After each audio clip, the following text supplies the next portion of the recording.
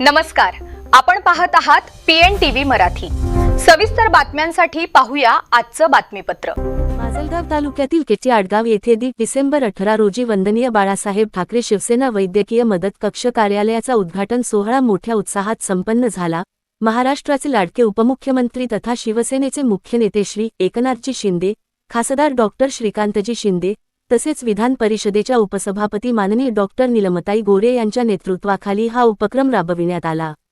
राज्य वैद्यकीय मदत कक्ष प्रमुख मंगेशजी चिवटे, राज्य समन्वयक रामरी राऊत यांच्या मार्गदर्शनाखाली बीड जिल्हा समन्वयक ॲडव्होकेट उज्ज्वलाताई भोपळे व माजलगाव तालुका समन्वयक वैशालीताई आगे यांनी कार्यक्रमाचे आयोजन केले होते। उद्घाटन प्रसंगी विधान परिषदेच्या उपसभापती डॉक्टर नीलमताई गोरे यांनी व्हिडिओ कॉलद्वारे उपस्थित नागरिकांशी संवाद साधत महिलांच्या आरोग्यविषयक समस्यांवर मार्गदर्शन केले।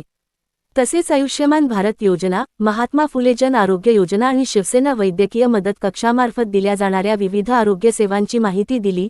राज्य समन्वयक रामरी राऊत यांनीही व्हिडिओ कॉलद्वारे नागरिकांना वैद्यकीय मदतीचे आश्वासन दिले। कार्यक्रमाच्या सुरुवातीला छत्रपती शिवाजी महाराज, पुण्यश्लोक अहिल्यादेवी होळकर, क्रांतिज्योती सावित्रीबाई फुले, माता रमाबाई आंबेडकर, हिंदू हृदय सम्राट बाळासाहेब ठाकरे आणि धर्मवीर आनंद दिघे यांना अभिवादन करण्यात आले।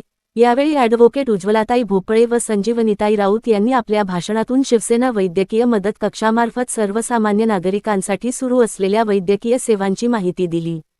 कार्यक्रमास सरपंच, गावातील प्रतिष्ठित नागरिक, पत्रकार तसेच पंचक्रोशीतील नागरिक मोठ्या संख्येने उपस्थित होते। केटी आडगाव प्रतिनिधी रामराव रागे।